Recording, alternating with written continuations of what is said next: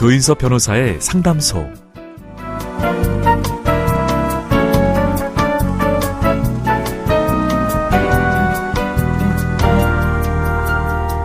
운전하다 보면 유독 빨간 신호등에 자주 걸릴 때가 있습니다. 언제 어느 때건 만나게 되는 빨간불, 그건 인생길에서도 마찬가지겠죠. 기대했던 일이 잘 안 되기도 하고 돈을 잃기도 하고 사랑하는 사람과 헤어지기도 합니다.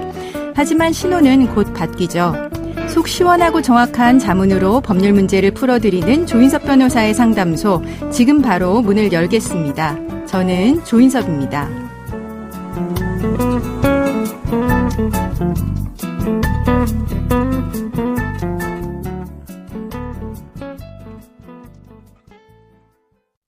당신을 위한 로하우스 조담소 정두리 변호사와 함께합니다. 안녕하세요. 안녕하세요. 법무법인 신세계로의 정두리 변호사입니다. 오늘은 어떤 고민이 기다리고 있는지 먼저 사연부터 알아보겠습니다. 저는 대기업에 다니는 30대 초반의 직장인입니다. 올해 봄 사회인 테니스 모임에서 동물병원 수의사인 동갑내기 남자를 만났습니다. 정말 신기하게도 그는 제 머릿속을 들여다보는 것처럼 잘 알아줬습니다. 제가 커피 마시고 싶다라고 생각하고 있으면 그가 커피 마시러 갈까 하고 물어볼 정도였죠. 우리는 만난 지 한 달 만에 연인 사이로 발전했고 깊은 관계를 맺게 됐습니다. 그러던 어느 날이었습니다. 산부인과에 건강검진을 받으러 갔다가 임신한 것을 알게 됐습니다. 무려 3개월이라고 했습니다. 평소 생리 주기가 불규칙한 데다가 그와 피임도 정확히 했기 때문에 임신한 줄 모르고 있었던 겁니다.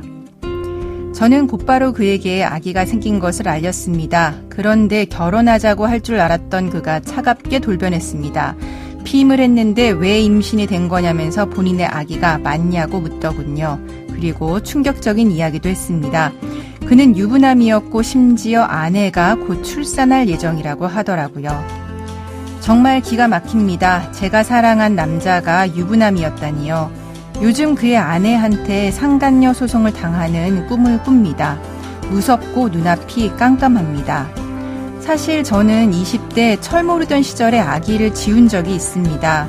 그게 트라우마로 남아있기 때문에 아이는 꼭 낳고 싶은데요. 그는 자꾸 자기의 아이가 아니라고 발뺌하고 있습니다. 어떻게 하면 좋을까요? 나중에 양육비를 받을 수 있을까요? 유부남이라고 하는 것을 속인 그를 가만둘 수 없습니다. 손해배상 청구를 하고 싶은데 가능할까요?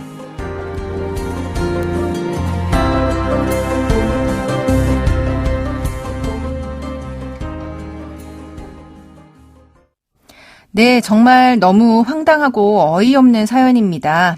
사연자분이 상대방이 유부남인 것을 모르고 만났고 임신까지 하셨는데 상대방이 내 아이가 아니다라고 발뺌하고 있는 상황이세요. 유부남인 상대방한테 아이의 아빠로 인정받을 수 있을까요? 네, 상대방이 기혼 가정이 있고 본인의 아이임을 부정하는 경우라면 사연자분이 출산한 이후 상대방을 상대로 인지청구회소를 통해 아이의 아빠로 인정받을 수 있습니다. 네, 인지청구회소요. 예. 네.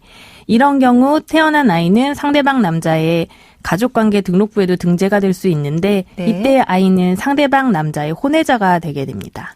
소송 중 상대방이 계속 본인의 아이가 아니라고 하는 경우 당사자의 신청이나 법원이 직권으로 인지청구 소송 과정에서 자와 부 사이에 유전자가 일치하는지 유전자 검사를 진행할 것을 명하게 되고 이때 친자관계를 확인하실 수 있습니다. 네, 그러니까 인지청구의 소송을 통해서 그 상대방 남자의 아이로 인정을 받을 수는 있는 거네요. 근데 지금 사연자분은 양육비를 받을 수 있을지도 걱정하시는 것 같습니다. 양육비는 받으실 수 있을까요? 네, 인지가 있으면 일반적으로 법률상의 부자관계가 발생하게 되고 인지는 그 자의 출생 시에 소급하여 효력이 생기게 됩니다. 따라서 비양육자인 상대방에게도 아이의 출생 시부터 양육비 부담 의무가 발생하는 것입니다. 네네. 인지 청구의 시기에 따라서 과거 양육비와 장래 양육비로 구별하여 청구를 하실 수 있습니다. 아, 그러면 이 양육비 같은 경우 양육비 산정 기준이 있을 것 같은데요.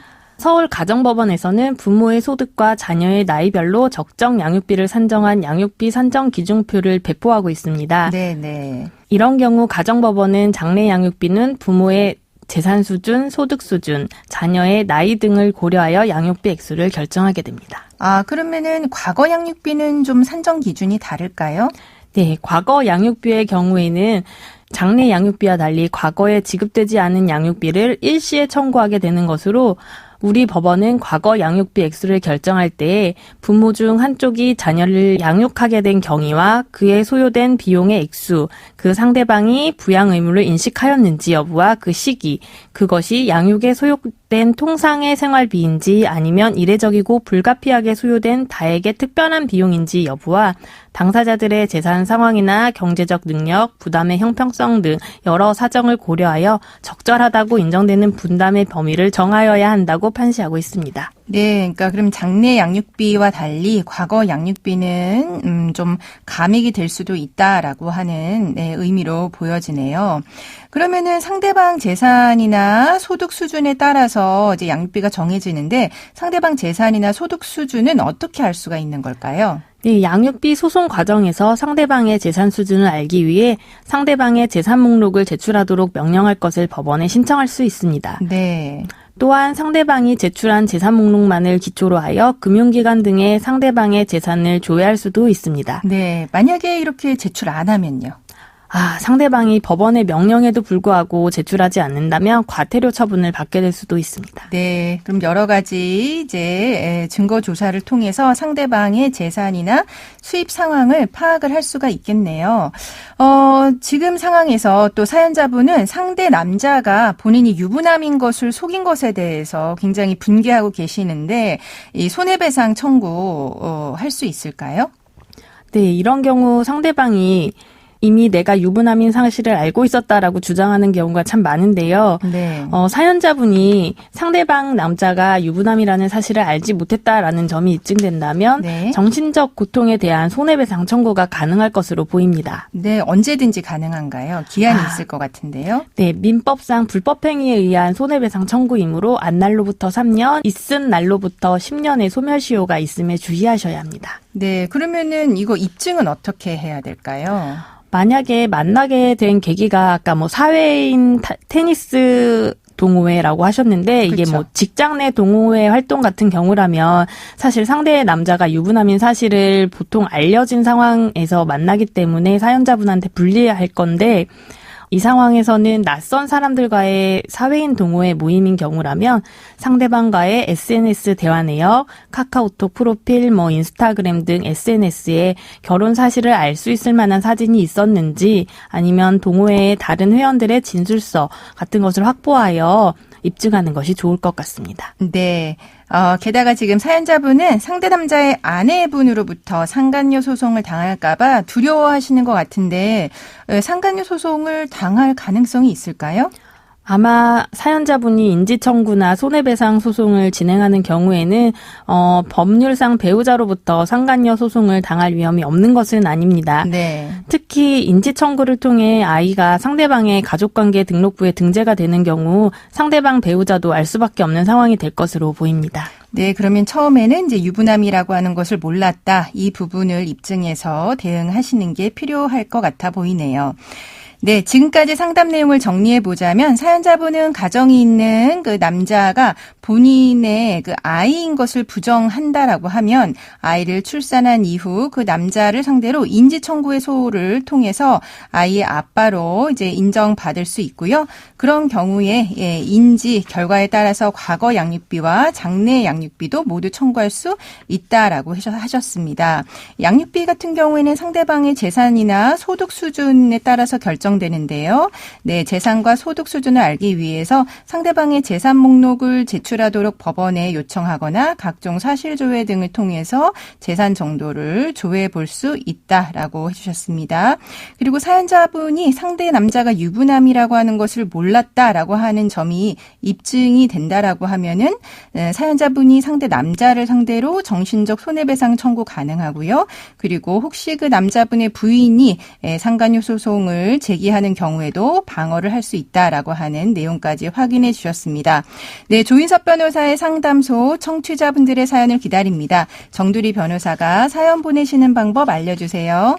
네, 인터넷 포털 사이트 검색창에 YTN 라디오 조인섭 변호사의 상담소를 입력하시고 홈페이지에 들어오셔서 상담 게시판에 글을 남겨주시면 됩니다. 연락받으실 전화번호도 함께 적어주시는 거 잊지 마세요. 네, 감사합니다. 지금까지 정두리 변호사와 함께했습니다. 네, 감사합니다.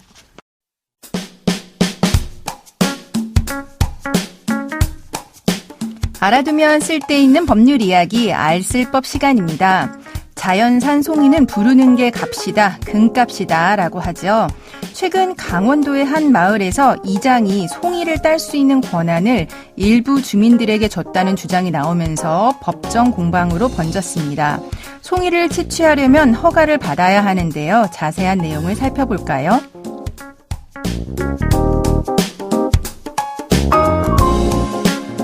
송이를 채취하려면 국유림의 경우 지역 관할, 지방산림청 또는 국유림 관리사무소의 허가를 받아야 하고 사유림의 경우 산 주인에게 동의를 받아야 채취할 수 있습니다. 만약에 허가나 동의 없이 무단으로 국유림에서 송이를 채취하다가 적발이 되면 산림자원의 조성 및 관리에 관한 법률 위반으로 7년 이하의 징역 또는 2천만 원 이하의 벌금이 적용되고 사유림에서의 무단 채취는 임산물 절도로 형사처벌됩니다. 이러한 송이 채취권, 즉 채취원증은 국유림의 경우 국유림 관리사무소가 각 마을로부터 신청을 받아서 송이를 딸 수 있는 권한을 주는 건데요. 이 채취원증을 발급받으려면 국유림 보호활동 실적이 있어야 합니다. 그런데 문제가 된 사건은 이장과 친하지 않은 주민들은 이런 실적을 쌓을 기회가 없었고 그래서 채취원증을 못 받았다라고 하는 겁니다. 이장은 그저 산림보호 활동을 하지 않은 사람들이 원칙대로 권한을 못 받은 것이라고 설명하고 있는데요. 결국 마을 주민 10여 명이 이장을 상대로 경찰에 고소장을 제출하면서 법적 다툼으로 번진 상태입니다. 조인섭 변호사의 상담소, 조담소는 언제나 당신과 함께합니다. 끝곡으로 더 위켄드의 Out of Time 들려드리면서 저는 이만 인사드립니다. 지금까지 로이어 조인섭이었습니다.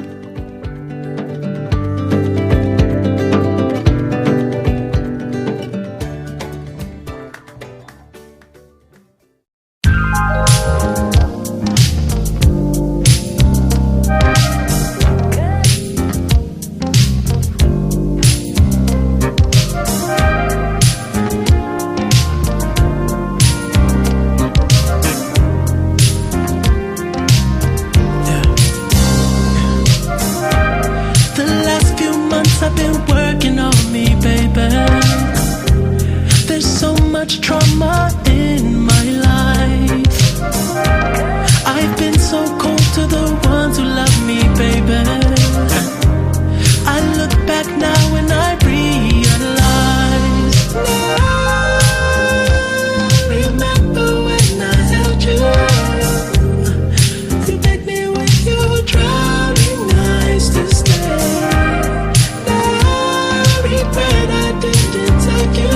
Now I can't keep you from loving him. You made up your mind.